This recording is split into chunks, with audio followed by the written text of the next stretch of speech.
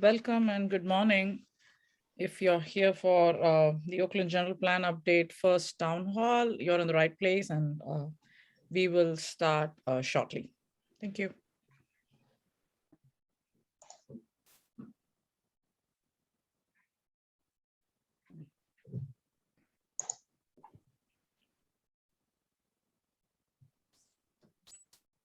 Good morning.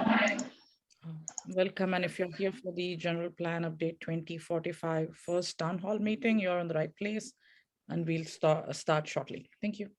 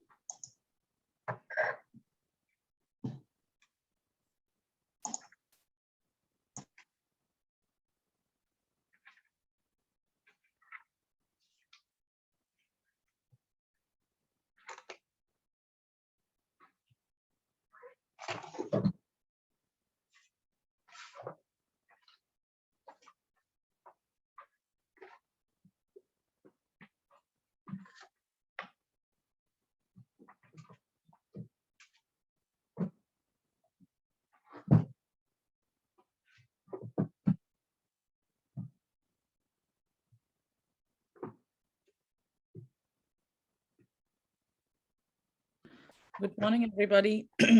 Thank you for taking the time to attend the first town hall meeting for the Oakland General Plan Update 2045. My name is Lakshmi Rajagopalan. I'm the project manager for the General Plan Update, and with me I have both staff from the city and staff from the consultant team. If key members can just turn on your cameras and just by a show of hands, wave, that would be great. Next slide, please.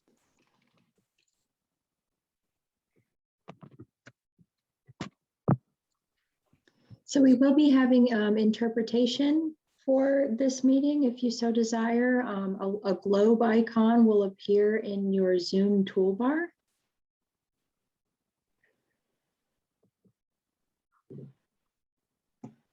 And then if you want to change the channels for that, you click the globe and you can choose Spanish or Cantonese or English. And then Hazel can say more about any other of the language controls. Please make sure that even if you do want to listen to the English language channel, that you select that down from the interpretation options. It's just like on the screen, you click on the globe icon, a little menu should pop up that has English, Chinese, Spanish. Select the language you'd like to hear, presenters too, please. And that is available. And then I Ching, if you could please repeat that back in Cantonese for us in the English channel.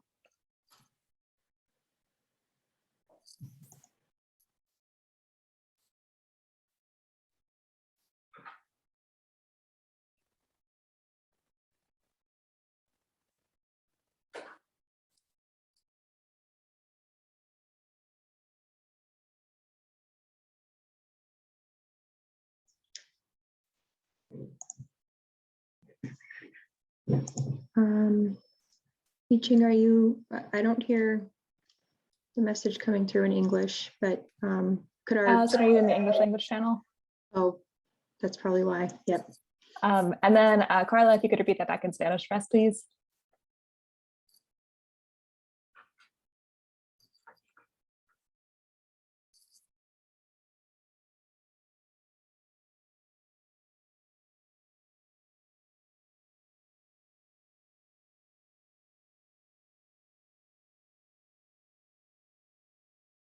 Great. And then if anyone would like to be in a designated language breakout room later on in the meeting, please raise your hand using the raise hand icon down at the bottom of your screen, or if you're calling in by phone, star 9.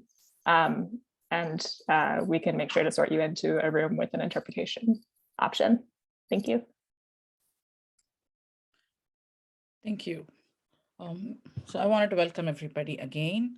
And this is the first meeting for the general plan update. This is the first town hall meeting for the Oakland General Plan Update 2045. Some of you might have attended the previous workshops around the housing element. So the reason we had to have separate workshops for the housing element was because the housing element is structured around state mandated periods of when this element has to be adopted, be presented for public review for the public, and also account for times that the state has to review this housing element draft. Even though the housing element update is happening as part of the comprehensive general plan process, we hosted housing specific workshops and focus groups between January that will go through May of 2022, when the draft of the housing element will be available for public comment. And we will send it to state for their review, and the draft will be available again in October. In today's meeting, we will start with an overview of the general plan update process, the purpose of this general plan update, the 2 phases, and the key issues that we will be addressing in this planning effort.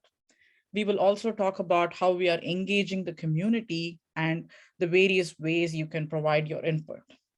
We are at the very beginning of this planning process, and so do not have a set list of general plan programs or policies. And that's why we are here to initiate conversations with you about your vision for Oakland.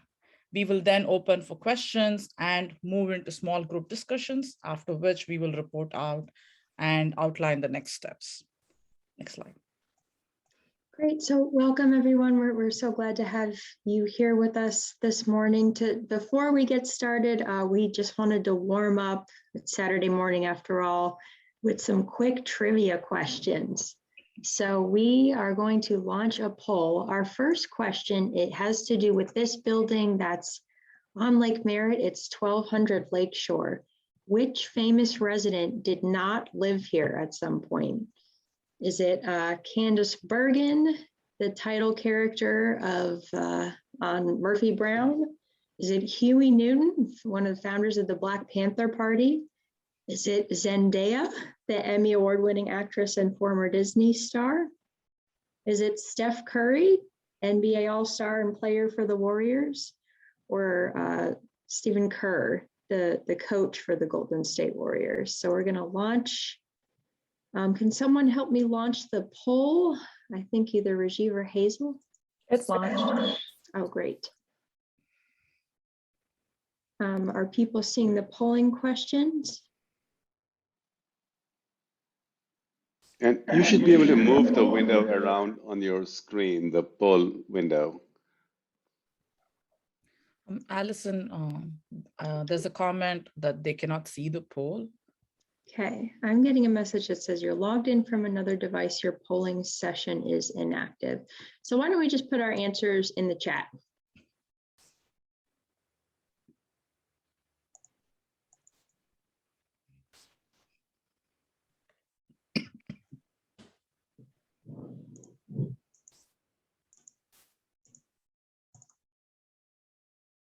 We've started responses.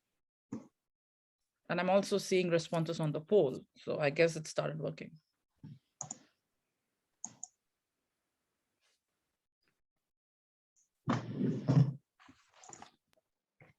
Okay, great. Yeah, so even if you put it in the chat, if you could still respond to the poll, that'll be great because we have other polling questions for you coming up.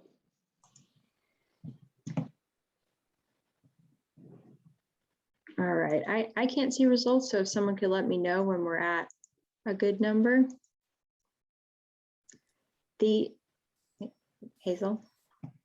Anyone last minute responses? We've got mostly participation. Would be great to have a few more.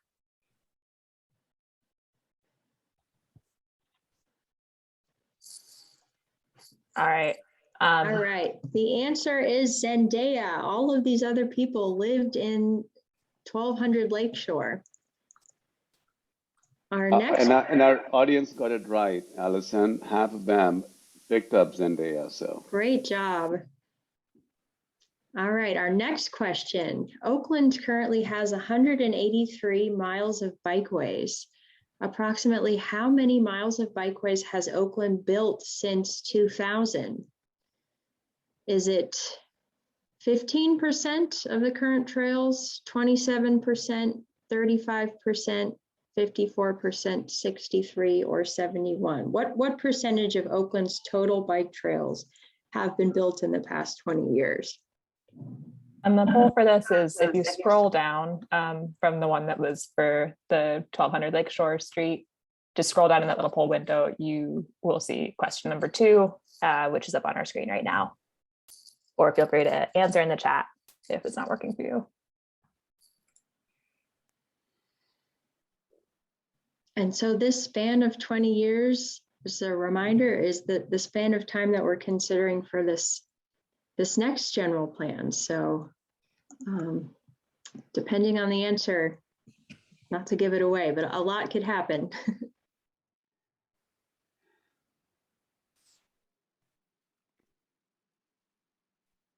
Well, I can say we got some pretty disparate responses for the bike lane question for the poll respondents. But I don't know that we had a majority for the correct answer. If you want to share that, Allison.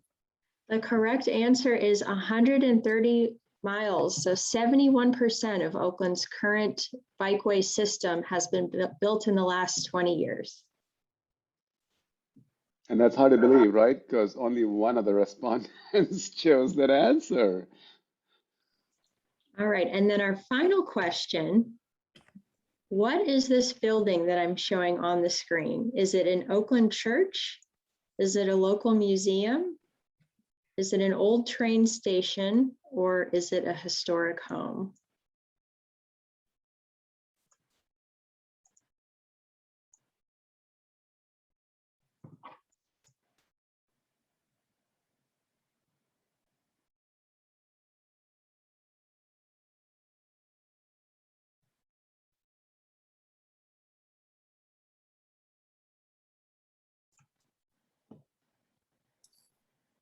All right, so it used to be a train station in West Oakland. It's the 16th Street train station. Though I see someone in the chat thought maybe, yeah, Kaiser, no, it's not the convention center. It is the 16th Street train station in West Oakland. And bonus, does anyone know what it's used for now? Or what it is being currently used for? Who knows what it could be in the future? It is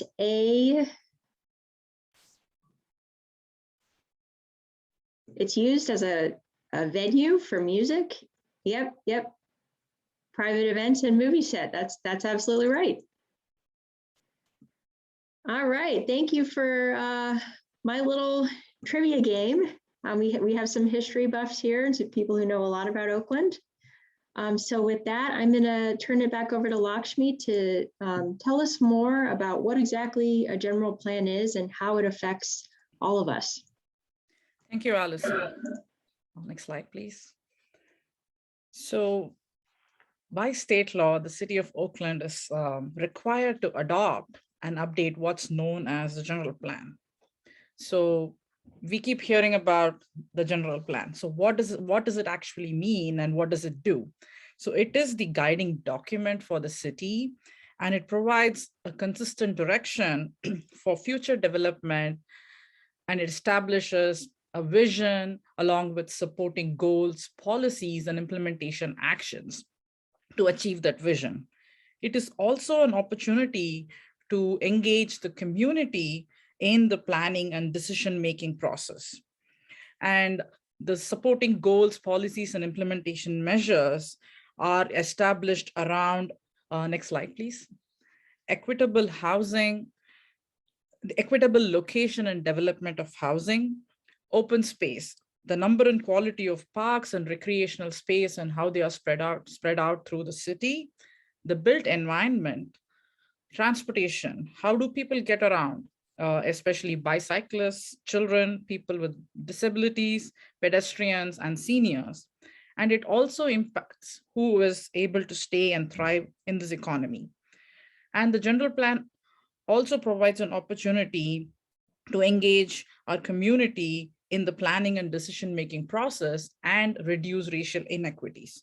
So why are we doing this general plan update now? Many of the elements in the current general plan were adopted over 20 years ago. And next slide, please. And this is a comprehensive update. So with this update, the city has a once in a generation opportunity to advance its commitment to create a fair and just city by identifying equitable goals, policies, and implementation measures. So you may be wondering, yes, this is the plan for the city of Oakland, but how does it affect me? While the general plan is a plan for the city, it's also a plan for your neighborhood.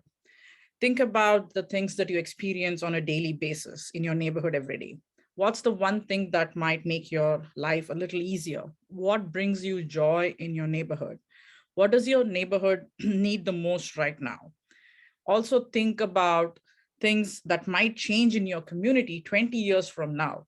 Allison had shown in one of the trivia questions that in the last 20 years, almost a majority of the bike trails were built in the last 20 years. So what is going to change in 20 years from now when we'll all be older and the next generation will be going through this next cycle of general plan update? How can our neighborhood support our aging parents? And if for our kids, what do we want them to look forward to in Oakland when they grow up and when they are adults and when they are stepping into our roles? Next slide, please. So we are in the beginning of an approximately 5-year planning process. So it is 2022 now. So this process will last until 2025, and it's going to happen in 2 phases. As I mentioned earlier, state law requires some elements to be updated and adopted by early 2023. And that's why we have split this 5-year process into 2 phases. So phase 1 requires the updates to the housing element, safety element, and an adoption of a new environmental justice element, which is a new requirement based on SB Senate Bill 1000. And the city is also looking at an industrial lands policy. Next slide, please. So what are some of the topics that's covered as part of phase 1? So housing, safety, and environmental justice. Everybody in Oakland can see and feel the effects of the housing crisis. Homelessness, displacement, and housing affordability are key issues. And to address these complex issues, the housing element needs to do 3 things. The housing element needs to help Oakland produce more housing, especially housing that's affordable for lower income people, while protecting tenants and help keep people in their homes. And the housing element also has to identify policies that preserves existing affordable housing stock, and also to keep them affordable. The housing element must also show how the city of Oakland will meet the housing needs of residents at all income levels, including affordable housing for seniors, families, and workers, and meet the city's regional housing needs allocation goals over the next 8-year cycle between 2023 to 2031. The safety element identifies natural and man-made, human-made hazards, including wildfire, earthquake, climate change, flooding, evacuation, hazardous materials, and identifies ways to reduce these impacts. The city amended the safety element in 2021 with the adoption of the 2021 to 2026 Local Hazard Mitigation Plan.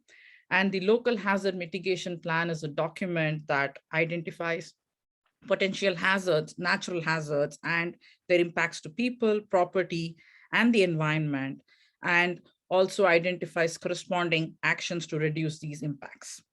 Finally, the environmental justice element, which is a new requirement under state law, requires the city to identify vulnerable communities, also known as environmental justice communities, and identify policies and programs to reduce unique health risks in these communities by decreasing pollution exposure, increasing community assets, And by community assets, I mean access to parks, access to public facilities such as community centers, recreational fields, playing fields, for example, and improving overall health of the community.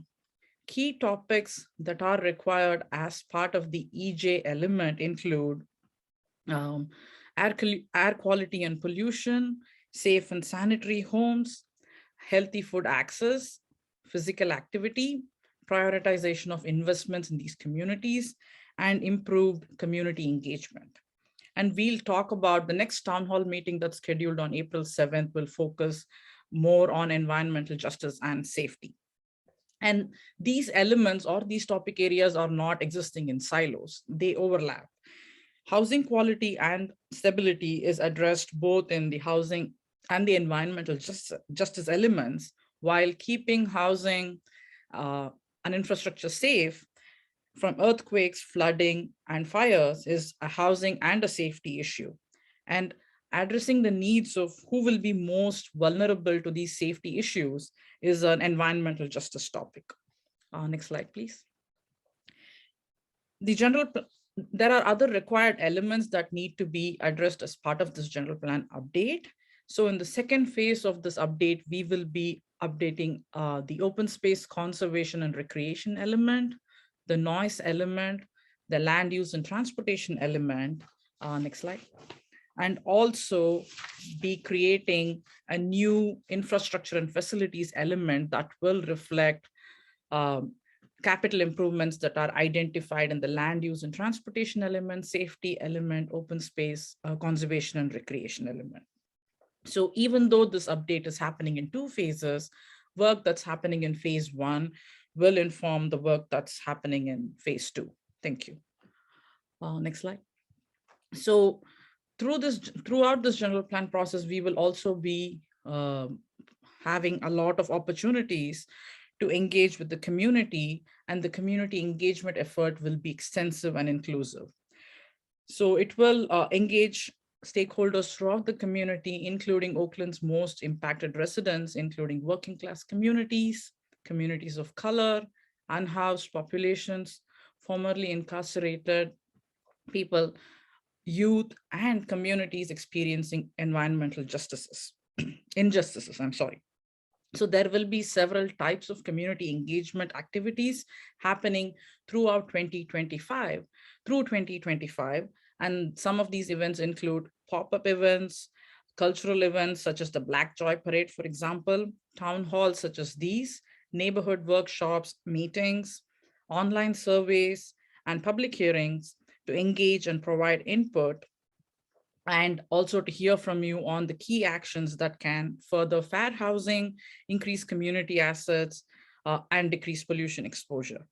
All the community input that's shared will be used to ground truth data based on people's lived experience, inform areas of focus for all these topic areas, and guide the development of general plan policies.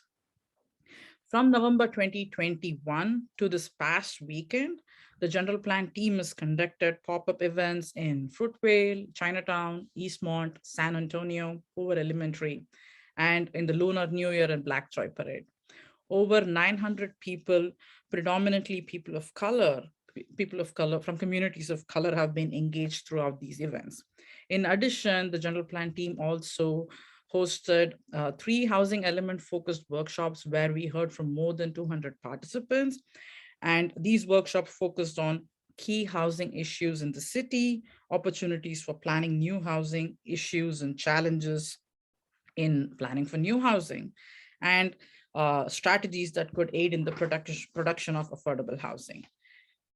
And we are also specifically reaching out to organizations based on your feedback that may not traditionally have participated in the past to conduct focus group meetings that are separate from these larger community workshops. And all event summaries and meeting recordings will be posted on the website in the community events and public meetings page a week after the event. Thank you. Next slide, please. So today's town hall will focus on what you think are key issues in the city and key priorities that this update should address. The next town hall that's scheduled on April 7th between 6 to 8 p.m. will focus on equity across all issue areas with a special focus on environmental justice and safety.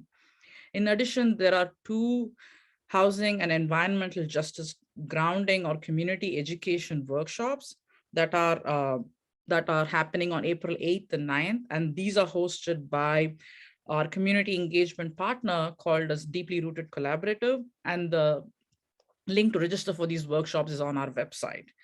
Speakers for these community education workshops include Oakland unhoused leader Nida B from the village in Oakland, environmental justice leader Ms. Margaret Gordon from the West Oakland Environmental Indicators Project, Professor Margareta Lynn, and Diana Benitez from Just Cities. Next slide, please. So as I mentioned, we have several events planned throughout this general plan update process, with some of them highlighted on the slide. And all this information, including links to register, can be found on the general plan update website. Now I would turn over to Allison to talk about what the theme of today's meeting is and what we are going to be covering. Thank you. Great, thanks, Lakshmi. So the theme of today's meeting is attempting to ask and answer big questions about Oakland's future and what you want to see. I'm going to start us off with a quick activity. We are going to be answering this question. So imagine you're a journalist writing a headline about Oakland in 2045. What's the accomplishment that you are highlighting in your article? So what is your headline? What are the 6 words? So I'm going to stop sharing and take us to another screen where we can see what everyone is chatting. And then Hazel has dropped a link in the chat to Mentimeter. You're going to click that link and be able to open this, this prompt, and then you'll be able to add in your headline. So I'll give us a few minutes to come up with what our headline is. Our editor's really on us to write this, and what's our 6-word eye-catching headline going to be about what Oakland has accomplished in 2045. And if you prefer to put your headline in the chat, you can go ahead and do that as well. You don't have to use Menti. Let us know if someone has any problems accessing Medi. You can just put a note in the chat or raise your hand.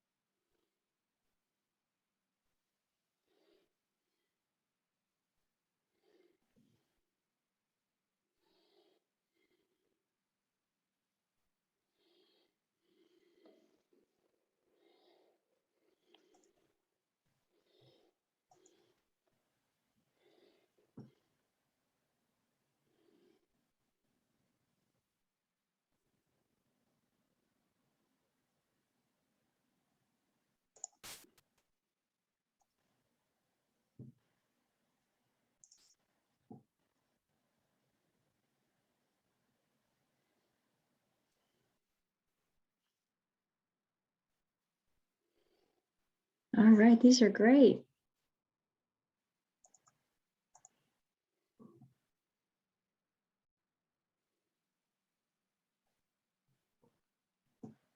Great, so the scoop is in Oakland. Oakland has solved homelessness and rehabilitation. No one is homeless in Oakland.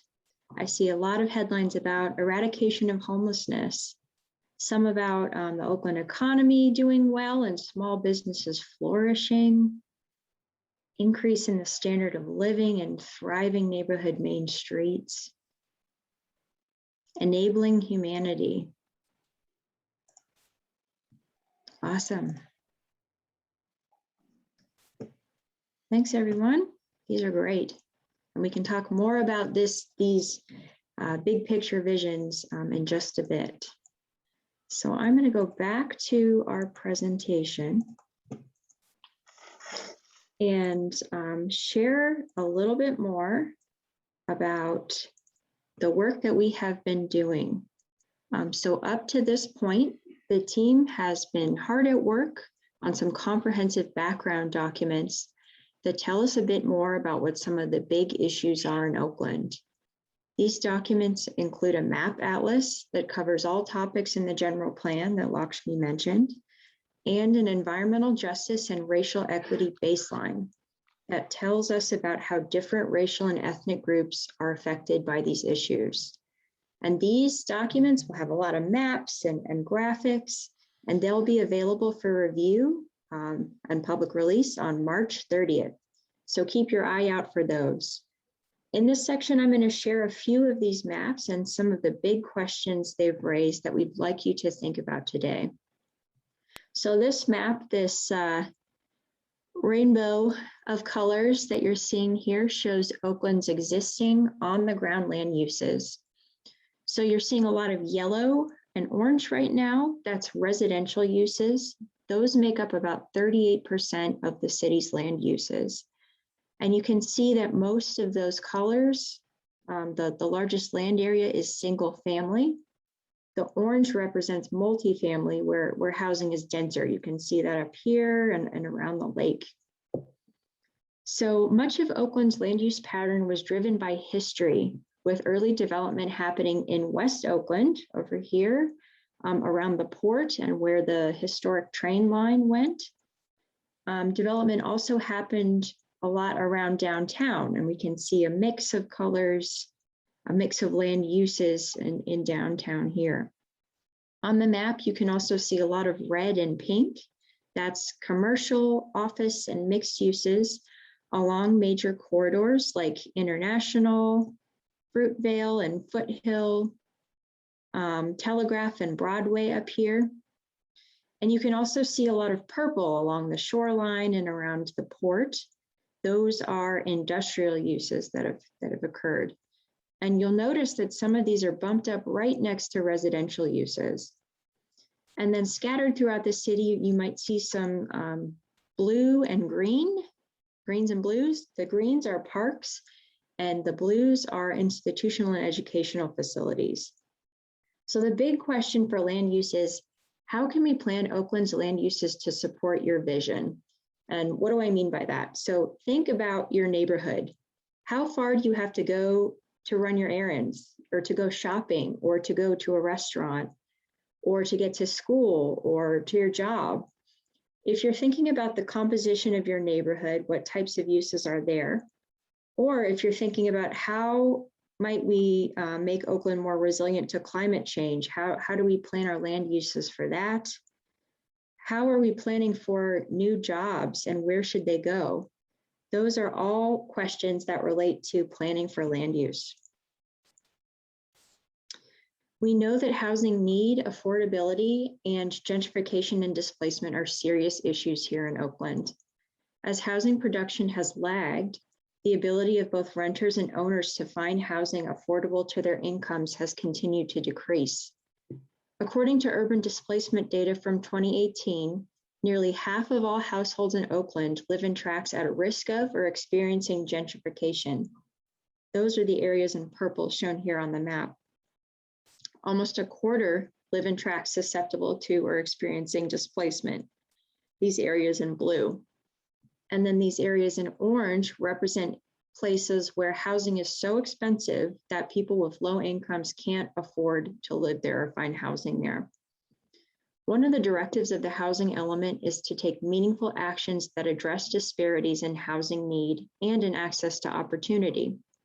This means replacing segregated living patterns with truly integrated and balanced communities, transforming racially and ethnically concentrated areas of poverty into areas of opportunity. So one of the big questions the general plan must answer is, how can Oakland address its housing need, create more equitable neighborhoods, and keep people in their homes? We talked about land uses, what should go where to help us create the Oakland that we want. But another key piece of that is circulation or mobility. And that is the flow of people, vehicles, planes and trains, buses and transit, bikes, even goods from ports from far away that are coming from faraway places, one place to another, near and far. And there are some big transportation plans in the works, including improvements to aid with goods movement, this yellow here by the port, changing arrangements of streets so that all types of transportation can share the road. That's in blue here. Planning our roads so that they're resilient to sea level rise and climate change. That's that red here. And creating more bikeways and regional ways to connect to the rest of the Bay Area. So big question is, what other big transportation improvements will help people and goods get around, either to other places in the Bay or around the city? So planning for people walking and bicycling has been a priority that has changed significantly since Oakland's first land use element from 1998.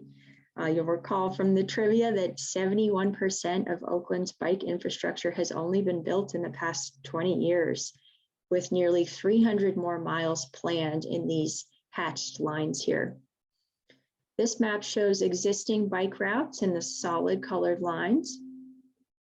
And more recent planning efforts in Oakland have been shaped by a new focus on health, equity, and safety, and really addressing the fact that not all of Oakland enjoys the same level of bike and pedestrian infrastructure, safety, and comfort. So the big question is, how can the city make it safer, more accessible, and convenient for all Oaklanders to get around by bike or foot? So like many California cities, Oakland experiences its share of environmental hazards like wildfire, flooding, sea level rise, and earthquakes. And some of these hazards may get even worse with climate change. So here on this map, I know it's a busy map, but we can see areas that are at very high risk of wildfire. That's that red dotted area up here in the hills. Areas that are in close proximity to a fault line, this gray shadow here.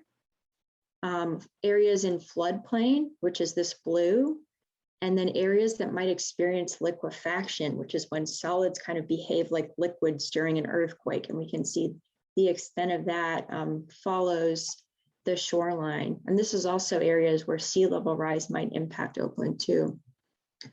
So do you know how you would evacuate in an emergency? Do you know of any risk where you live? Let's say that there's a heat wave. Do you know where you might go if you need to find respite from the heat? The big question is, how and where should Oakland be planning for these hazards? As Lakshmi mentioned, environmental justice is a big part of the general plan update. It's about improving the environmental health of those areas most impacted by pollution burdens and intentionally investing in these communities to create opportunities that will allow all residents to live long and healthy lives. This map shows the results of Cal EnviroScreen. Cal EnviroScreen is a tool that the state uses to measure both environmental burden using indicators like air and water pollution, proximity to hazardous waste, and other indicators, as well as things that make people vulnerable to pollution's effects, which can include things like asthma rates, poverty level, language isolation, and others. So this tool then layers on all of these indicators on top of each other and scores them across all census tracts in California. And the higher the score, the more impacted a community is. So using this methodology, all but 2 tracts that touch 880 are the most burdened in the state. They rank in the 75th percentile and higher, with 100 being most burdened. The big question is, how can we make Oakland more environmentally just so that no place is affected by an unfair environmental burden? And then finally, our last map shows life expectancy in Oakland. Your neighborhood has a big impact on your health. It's often been said that zip code is sometimes more important than your genetic code. In Oakland, life expectancy can vary by nearly 20 years from one census tract to another. This is what's known as a health inequity, which is a difference in health outcome that is a result of systemic, avoidable, and unjust social and economic policies and practices that create barriers to opportunity. In looking forward, Oakland must look back at a history of unjust planning that led to these differences in neighborhood conditions that are affecting health. And we'll talk a lot more about this in detail at the next town hall. And they'll talk about this too at some of the other workshops on April 8th and 9th. Think about the things that keep you healthy in your neighborhood. Can you walk around safely? Do you have good access to healthy food? Do you feel secure in your home? All of these questions are part of this big one. How can we improve health and overcome health equity in Oakland communities? So with that, I want to open it up and just give people the chance to ask any questions. We presented a lot of information about the general plan, what's covered in the process. So just wanted to offer up the opportunity to ask questions, and Lakshmi can help us answer some of those. And then we will have a larger discussion with the group about some more specific questions about your vision, what issues you care about most in your community, and what ideas you have. So Lakshmi, I'll turn it over to you. Thank you. Do you want to stop sharing screen so that we Yep. can see? Yeah, thank you. So I see a hand raised by Jennifer A. Can you hear me? Yes. Okay. My question just is, are you going to have this recording posted publicly of this meeting? Yes, ma'am. So this recording along with the meeting notes will be posted on the city's general plan update website, and I will post the link in the chat. And you can find meeting recordings of the previous workshops and meetings on this page. Okay, great, thanks. Thank you. The second hand is from James E. Van. Yes, my question is, how will the downtown specific plan be related to the general plan? Laura, do you want to answer this question? Thank you. Yeah, so the downtown plan, we're anticipating that to be hopefully adopted by the end of this year. We'll be, I think, soon having some public meetings on workshops on the zoning update portion of the downtown plan. So obviously whatever is happening with this general plan effort will be incorporating what has already been done in the downtown plan as well. But also once we get to the land use and transportation element, which is anticipated to be finished in 2025, there certainly can be potentially some changes as well that can then happen of what was adopted in the downtown plan. So, really, I think with any process of a general plan and specific plans, as new issues come up and new things arise, things can be amended and revised. So it is, something that I think we're always looking at of, new practices in planning and other things that might address different issues that are coming up in the city. I had a second question, which is, how is the Howard Terminal being treated in the general plan? Well, I think the Howard Terminal project is still, as we know, ongoing. So I think we shall, see what happens in that process. And, certainly whatever happens in that process will be informing essentially what is going to be in the general plan. So that is a separate, specific project that's happening. And, we shall see how the timing of that works with the general plan. Thank you. So there was also a question in the chat about what weight the general plan team's work and findings has in how municipal government prioritizes initiatives. So this is a very broad, I'm going to provide a broad answer. And if Laura or Allison, if you want to chime in, please do so. So as I mentioned earlier, and as Allison mentioned earlier, each of the topic areas that the general plan covers will identify key policies and actions, and they will all be presented together and prioritized based on what the need or what the priority is at that moment and who is responsible for implementing that action. Allison, did you want to add anything else? No, I think that's a good summary. The general plan is about hearing from the community about what the priority issues are that are happening right now, and also what you think we should be planning for in the next 20 years. So it really does set the path forward in terms of what the city will be prioritizing and focusing on. And I think I will also add that it's helpful in having all of these policies and so forth that we're hearing from the community in one sort of, for these overarching documents, so that we can obviously see all the different policies, and also what we can hear from the community on what their priorities are of these policies, because, you know, the city does have limited resources, so we can't necessarily do all of these policies at once. And we also want to look at what policies might advance things the furthest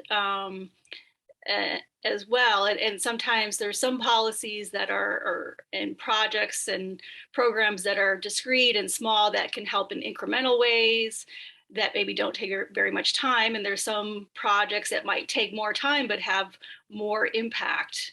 And so these are, you know, kind of the things that we have to look at with the resources that we have, is also how much certain policies can advance, or certain programs can advance the policies that we're trying to achieve. And that can also help with a prioritization of things as well. Thank you, Laura.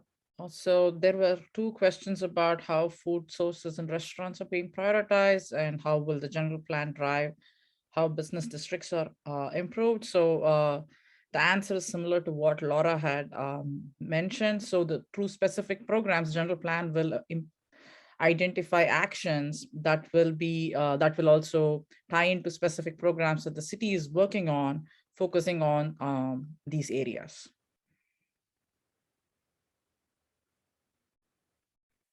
Are there any other questions? You can either raise your hand or post your question on the chat, in the chat.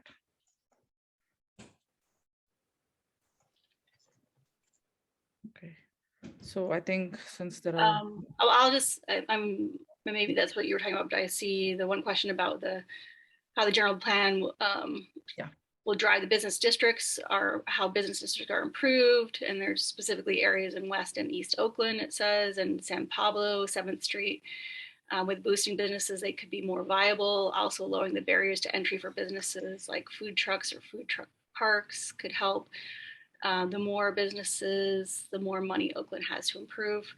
So these are all, I think, good things that we're wanting to hear from all of you, really, of ideas, of things, of policies and programs that can help with these, you know, different issues that you're mentioning. So I think these are all really good input. And so essentially, and I think, again, that's what Lakshmi was saying, but by having policies and then actually listing specific programs or potential action items of ways to achieve these can all be, you know, put into the general plan. Thank you, Laura. Great. So I think now if people want to turn on their cameras, and we'd love to have just a little bit more of an intimate discussion with you all, you are welcome to turn your cameras on. And we have just a few questions that we'd like your input on. I'm wondering if people would be willing to introduce themselves and tell us what neighborhood they're coming from. And if you could share what your favorite thing is about your community. So I think, Allison, let's do it this way that since there are only about, I think, 20 members of the public over here, just for full disclosure, it gives us actually an opportunity to have a great dialogue with you all. So I want you to turn on your cameras. Let's do it this way. Let's put in the chat the neighborhood you live in or work in, and then let's have a discussion around what do you love most about Oakland. You can raise your hand, you can put it in the chat, and let's have a dialogue about it. Who wants to go first? And you can raise your hand by, you can just physically raise your hand. We can see you all. But you can also go on your computer screen on the right-hand bottom, under reactions, you can raise your hand. Who wants to go first? Should I take names? Jennifer, go for it. Hi, I just put in the chat that, okay, I'm in District 3, and I just wanted to say that I think that the Howard Terminal project would definitely spur that that business that people are talking about, and the businesses around West Oakland and Jack London Square, Old Oakland, Chinatown. I think business would prosper with that project. So that's right. So that's a great observation. I'm wondering, Allison, if you can actually pull up the 4 questions that we want to take people through in this discussion over here. But I'll phrase those for you. I want to spend 10 minutes in each one of those. The first one being, what do you love most about Oakland? The second being, what issues in your community are what issues is your community working on right now? The third being, what are your big ideas about the future of Oakland? And then, anything else about a bigger picture? What's your bigger picture vision of Oakland? So first, we're going to focus on what we like most about Oakland. So what is it that you like most about either Oakland in general or your neighborhood? We'll come to the issues as the next set. So we'll have a discussion. You can also put it in the chat. We'll be taking down the chat later on. So who wants to go first with that? What do you love about Oakland? How about Alicia? Hi, y'all. Thank you for hosting this meeting. My name is Alicia, she, her pronouns. I live in Fitchburg District 7. And I'm sorry, the questions. The question is, what do you love most about Oakland? Okay, thank you. What I love most about Oakland is that I see myself reflected. I identify as queer and an Afro-Latina. And Oakland, having grown up in white suburbia elsewhere, Oakland is the first place that felt like coming home and finding myself somewhere else. That's great. Who's going to go next? How about James? Yes, I live in District 2 and I love the lake and what the lake means for Oakland. Our biggest issues are homelessness and getting people into housing. Affordable housing is a great problem for Oakland, and housing especially for people who are extremely low income. I would like to see the schools be improved so that they are vigorous and viable, and that people will come back to Oakland and take advantage of our public school system. And for the future, I guess I would just like to see more interaction among the diverse communities, and that the city continues to be a beautiful place to live, and lots of jobs and lots of entertainment and lots of culture. Thank you. James, thank you so much for running through all 4 of our questions. But we'll come back to you as we go to the other questions as well. Let's talk a little bit more about what we love most about Oakland. Jennifer and then Tracy. I think Jennifer's hand was left over from before. So let's have Tracy go, yeah. We can lower Jennifer's hand, yeah, okay. Tracy, you need to unmute. Great, go for it. Okay, so I'm sorry, I think I came in on the tip of the previous. But this current question is, what do I love about Oakland? Is that correct? Okay, so I am an East Oakland resident, District 7. And as you know, when you put up the maps, it showed all the disparities and things going on in my community. But I am an Oakland resident, born and raised.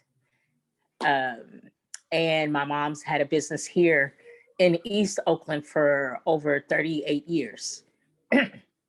And so what I love is how once you're rooted in Oakland, your roots run deep. And I love how even in spite of everything that's going on in East Oakland, there are a lot of people who believe in the community. They come together, they put together resources and share. The many community organizations and nonprofits that come in and pour into my community and the people here and their hearts and their passion in spite of how we persevere. So I guess what I love is the people, the community, and just our history and our perseverance. Great.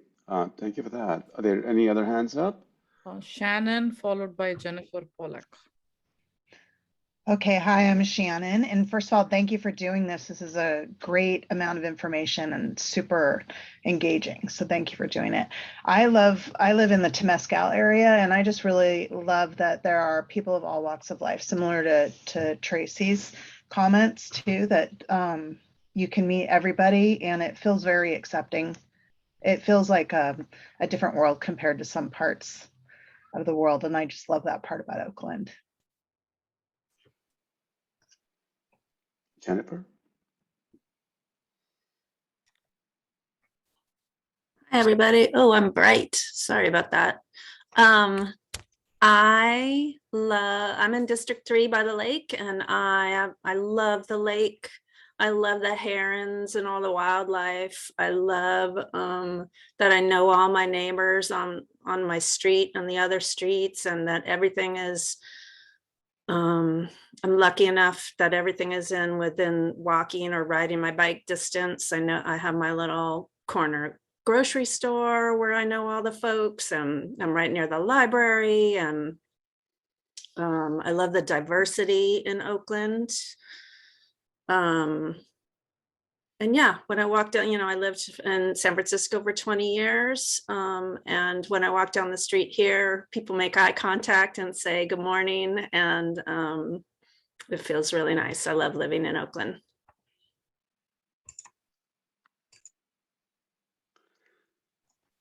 Thank you, Josie. Josie?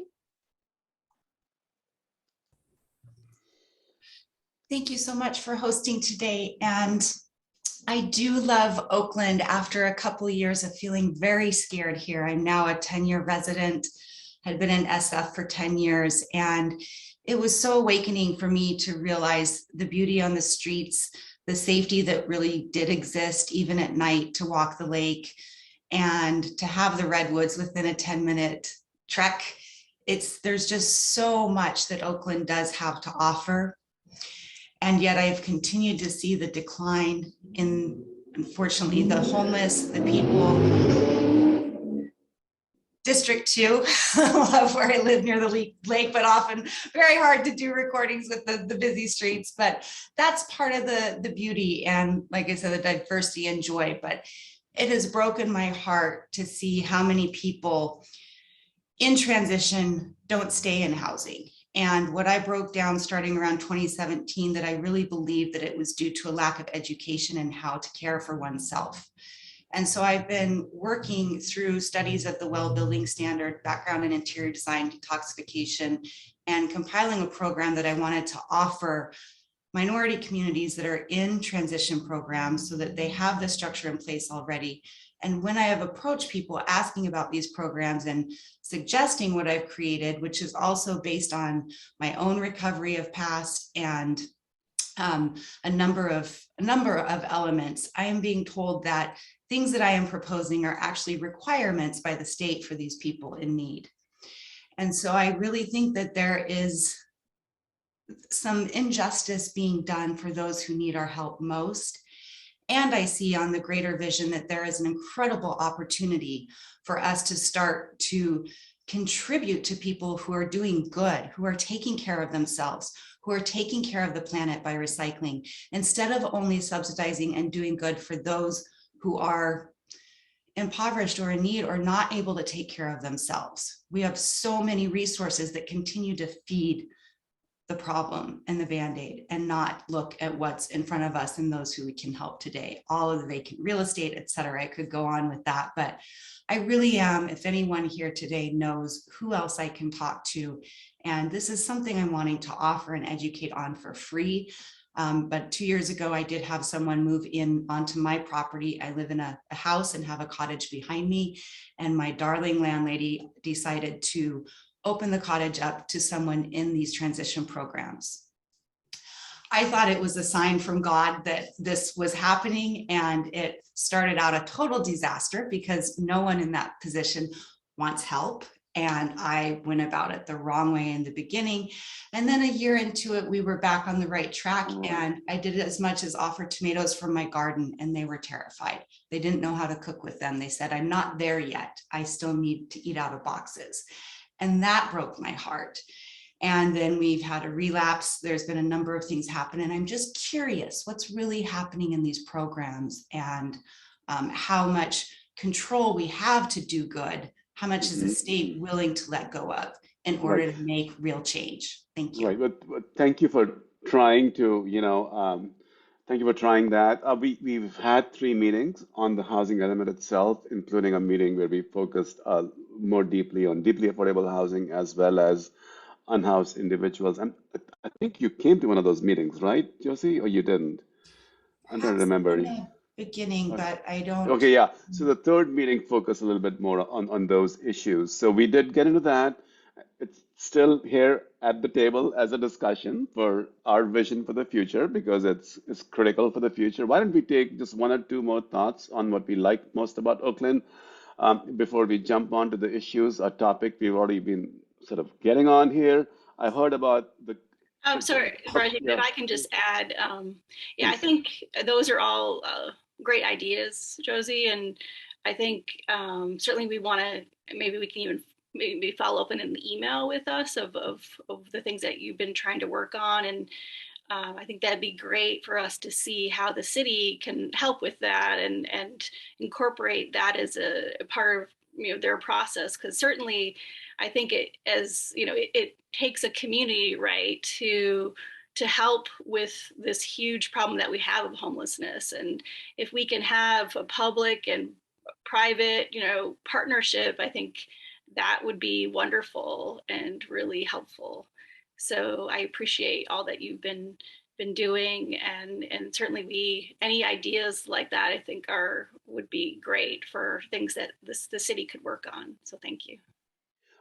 From the last housing element meeting, we had a little flyer or something produced of the resources, right? With Daniel's help, I believe. And I wonder if you can access your computer and put it in the chat here, just so that. I posted a link to the resource document that we shared out at the last 2 workshops. Oh, great. Yeah. Yes, and then Josie, if you can also email us at generalplan@oaklandca.gov, we can connect you with somebody in the city who might be able to provide you with additional information. Thank you.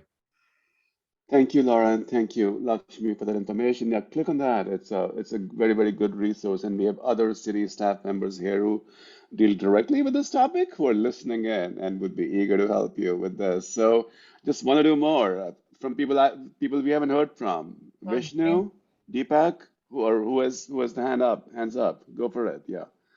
And James Van has his hand up. Yeah, I'd like to just throw out 2 more ideas. One, I think the city made a terrible mistake in the way they've configured upper telegraph. It's ugly, it doesn't function, and I hope that doesn't carry forward in any other parts of the city. So that really needs to be re-examined. James, what is ugly about it? up a telegraph where all the little white cones and the parking is in the middle of the Oh, street. the street design itself. Okay. Yeah. Okay. And I hope that doesn't carry forward in any other parts of the city. It's ugly and it doesn't function. The other idea, which is for the future, I would hope that somehow the city can incorporate Piedmont and make it just one city, and we can have the advantage of the economic benefits of Piedmont with Oakland. Okay, well said. More hands? No, we don't have any more hands. I Well, guess put your ideas in the chat as well. If you're a little camera shy or microphone shy, I would love to see your comments in the chat here. We started broaching on the issues here. I heard about housing, homelessness, need to revitalize schools, as well. What else are the key issues that your community, your neighborhood, or we as a city are facing in your minds? Who wants to go? I mean, and think about now, but also think about what's coming in the next 5, 10, 20 years, from, you know, we've heard about homelessness, for example, here, but there is climate change, there is transportation technologies, there are all kinds of issues that we'll have to wrestle with as time comes. Yeah. So yeah, I see a hand up. Shannon, yeah. Shannon? Hi, thank you. Being the mother of 2 teenage boys, and we're both going to Oakland Tech, it's just been concerning the rise in crime, especially. I know it's everywhere, but it's also around the high schools where kids are going. And that's been a little bit concerning, just sending them off to school. And then we've had like 2 or 3 lockdowns during that time, which has been kind of a concern. And I know people are working on it extensively. I just wonder if you have any place to direct us to talk more about that, if it's not here. Staff? Lakshmi, Laura? Yeah, I'm just thinking, Shannon, would you be able to email us at the email that's posted in the chat, and I can direct you. I can find out more, and then I can put you in touch with the correct person. Thank you. Yes. I believe Jennifer has her hand up, right? Yeah, Jennifer Pollock. Hi, thank you. I'm really concerned about so many folks in Oakland who don't have medical or mental health help or options. I had a really, really awful experience with a neighbor that went on for months and months, whose wife was in a mental health crisis.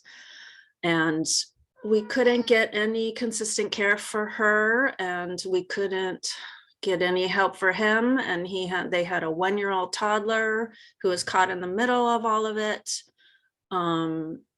And it was really, really awful. And what would happen on most occasions when she would go into crisis is the police would come with giant shotguns, and it was terrifying. And then they would take her off to jail, which is the worst possible thing and the last thing she needed. And so I would really like to see, people having more access to the health care that they need. Sure. So, just as a sort of a quick refresher, these are all key issues like healthcare, and things of that nature. And the city can do things about it. The general plan, but there are sort of limitations on what the city can do about those topics. But the city has a lot of functions. I want to remind us what we are focusing here on the general plan, which is just one aspect of what affects your life in the community. Land use, transportation, safety, environmental justice, equity, housing, how people will move around, how do we think about the future.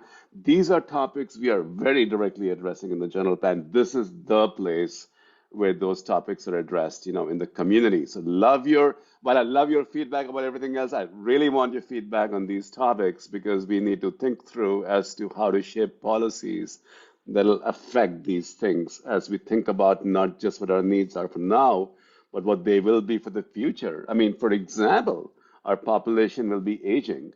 I mean, almost the entirety of the population increase will be can be explained by people who will be 65 plus, right? So as a composition of the population, that'll be a bigger number in the future.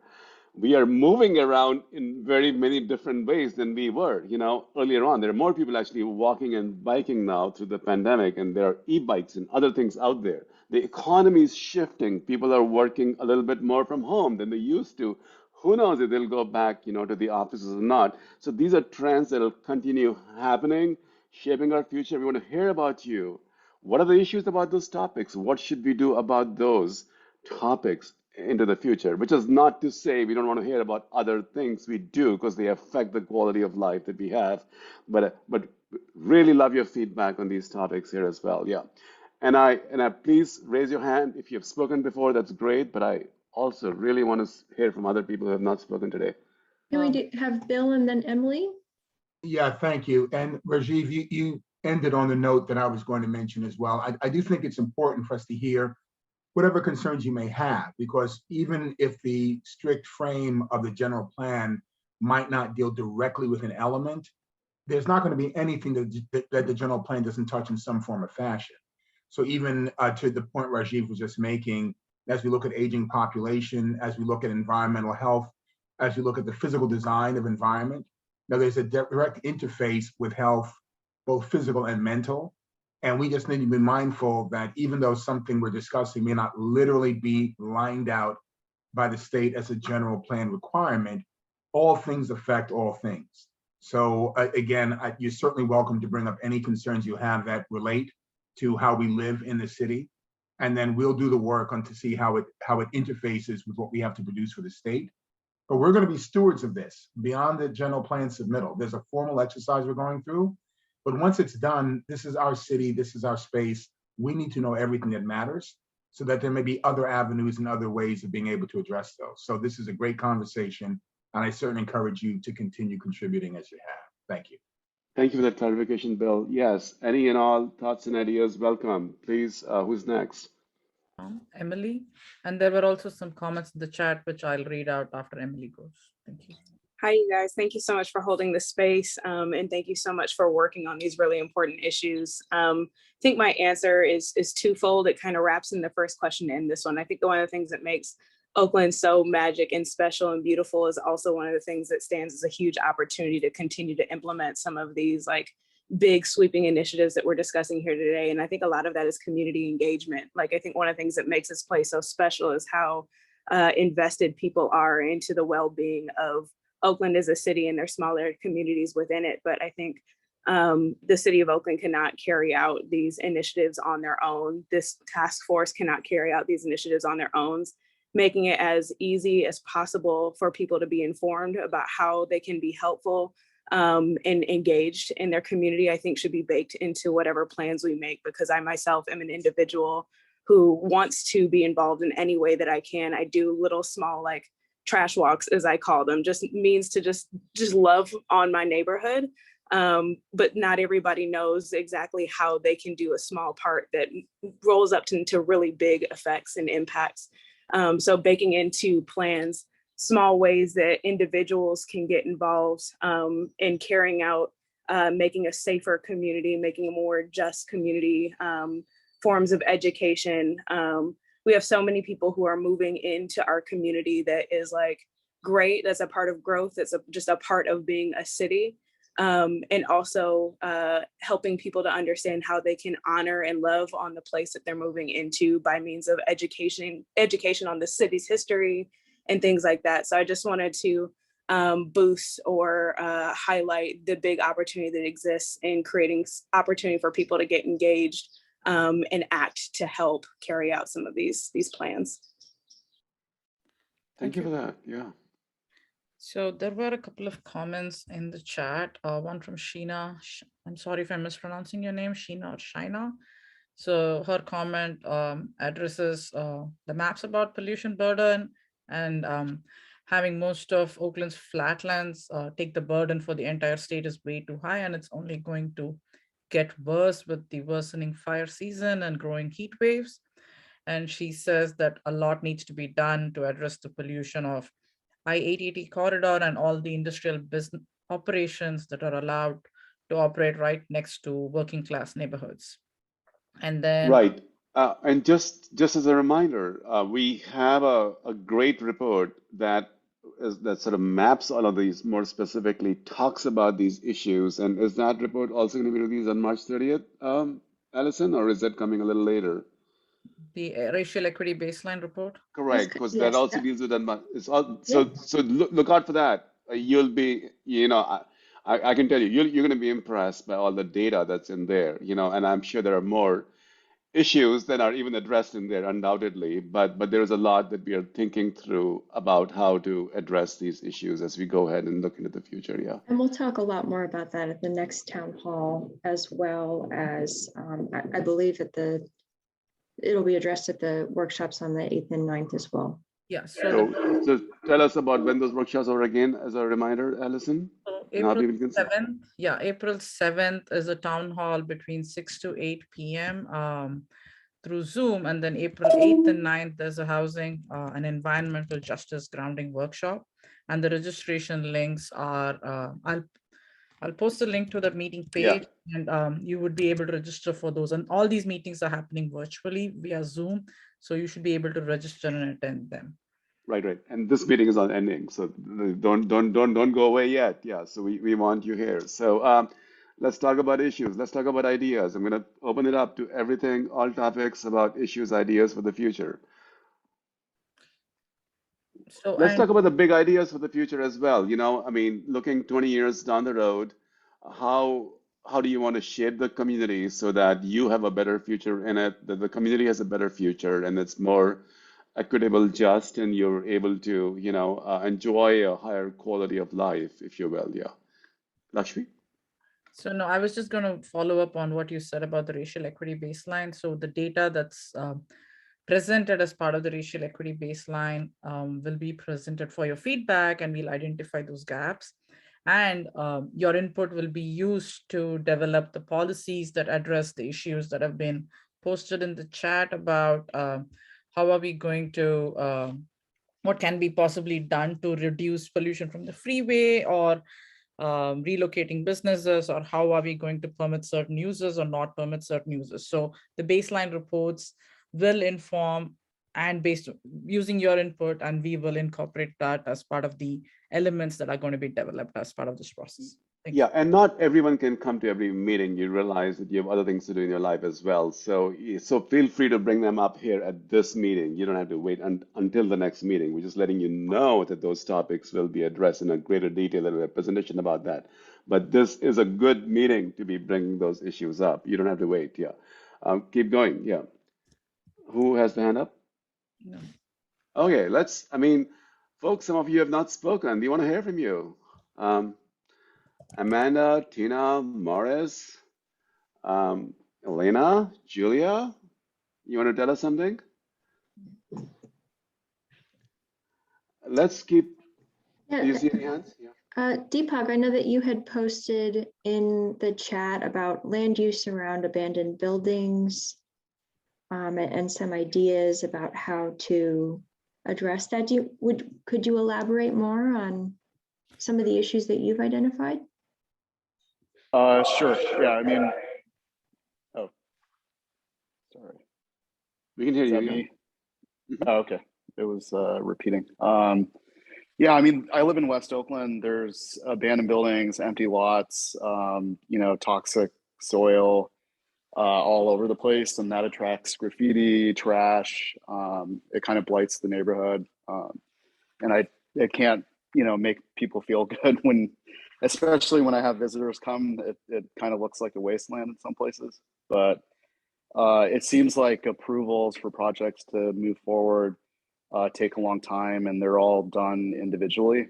So I think if you can get like movement so they can all happen faster, because I'd like to see it in my lifetime, not in like 30 or 40 years. And then also prioritizing like food and shops close to where people live, which will reduce car usage. And there's a lot of car violence on the street. And I think, Oakland in the early 1900s and mid 1900s, started moving buildings and adding lanes everywhere. And making it so cars can move around freely. And basically, we had a rail system, but since the car was prioritized, we stopped paying for that rail system and basically took it out. So I think reversing that land use and bad choices that we made in the past will fix, people getting hit by cars, climate change issues, quality of life, things like that. So Deepak, you mentioned you live in West Oakland and you mentioned food, having access to food. Now the store out there is closing or it's closed. I forget if it's It already closed closed a or few not. weeks ago. Yeah, closed 2 weeks ago, right? So there is a challenge out there. What do you think can be done about issues like that? Or how do we have a sort of a grocery or a food store in West Oakland? What'll make it happen out there? So I think there's a lot of commercial spaces that are added in the bottom of residential buildings, but they're, like I said, the projects happen piecemeal. So, just putting an empty commercial space on West Grand isn't going to attract a business to move in there. So that kind of goes back to my comment about having a business improvement district, and you need to have multiple businesses and like foot traffic in order to have a better chance for that. And I think Community Foods, the issue there is it was too close to Safeway and Whole Foods and some other businesses. And I think their issue is they couldn't find a suitable location, and that's all they had. There might be a grocery store going in on 7th Street with the 1666 7th Campbell project, but I'm not sure how long that's going to take. Probably a year. Great. Thank you for your input, and also the observation that things are interconnected. Just as Bill Gilchrist earlier said, right? Everything affects everything. You yourself mentioned that you need to think about the environment and what the environment is around these food stores, and can people walk and so on. So totally appreciate your input. Yeah. Who is next? Emily has her hand up. Hi, I would love to see, and I think it's a precarious project because I think there's so much to take into consideration, but 7th Street, I also live in West Oakland, and there's so much history in 7th Street and the businesses that used to thrive there. And I think it's just a gigantic opportunity with like the corridor that it is, how much foot traffic does and could enter into that space, and also to serve this community. Mandela Grocery is amazing, and also to Deepak's point, like creating more abundance of groceries and healthy food options for people over here. I would love to see not only emphasis on incorporating more businesses on the 7th Street corridor, but also keeping a focus on equity in this space. This is such a richly diverse neighborhood, so much Black and Latino history in this neighborhood. Would love to see that honored, highlighted, and celebrated in the 7th Street corridor as development takes place over there. But so much opportunity for arts and for food and things like that. I just would love to see continued focus and investment and protection over this area. Thank you for that input. Yeah. Who is next? We don't have any more hands. Shall we do a sort of a visioning exercise, Allison, and have people put in their visions, either speak or in the chat? Do you want to tell us what the visioning, what the visioning exercise might be? Sure. So we had done our headlines, but perhaps if people could give one example of things that they want to change, like their biggest priority, perhaps, and then one idea on how that could be accomplished. So one idea could be a word, could be a phrase, could be a sentence, right? Yeah, Allison? how about that? Okay. And then put it in the chat or raise your hand and speak about it. So the big idea, your vision for the future, and then what the city should do most to make that happen. Yeah. And you've been talking about that. Let's just try to capture that a little bit more directly here. Yeah. What's your big idea? in 3 words.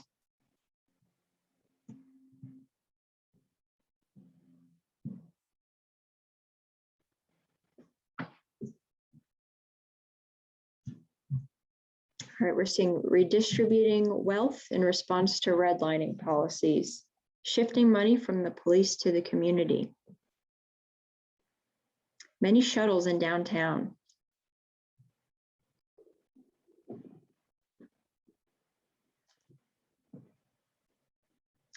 Relate, renew, regenerate, car-free streets. These are great. Alison, and they're 3 words each. Can you believe it? That they're capturing their ideas in 3 Les words. from James, incorporate Piedmont.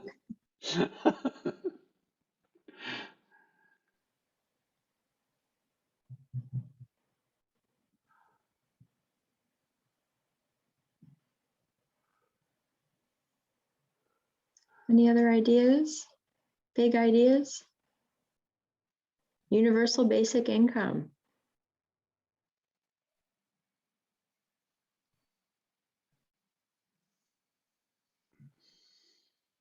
Eliminate crime, make Oakland beautiful. All right, these are fantastic. Support small business, housing for, here they come, housing for everyone, promote community spaces.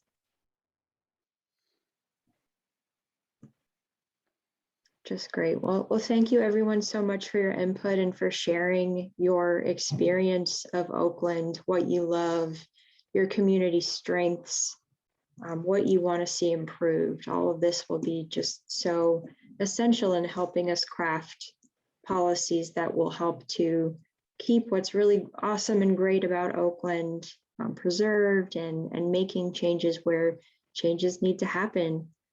So thank you everyone so much for that. I'm just and while Alison closes out, just as a reminder, we'll be saving the chat. So if you have any thoughts that come to you over the next, few minutes while the meeting is on, please do put them in there, and we'll be saving those for future. Alison, back to you. Yep, and we have so many events upcoming and ways to give your input. We have pop-up events out in the community. We have additional workshops. We'll be going out into individual communities so we can talk more specifically about the issues, but we really encourage you to keep this website bookmarked because it's being updated all the time. oaklandca.gov/topics/general plan update.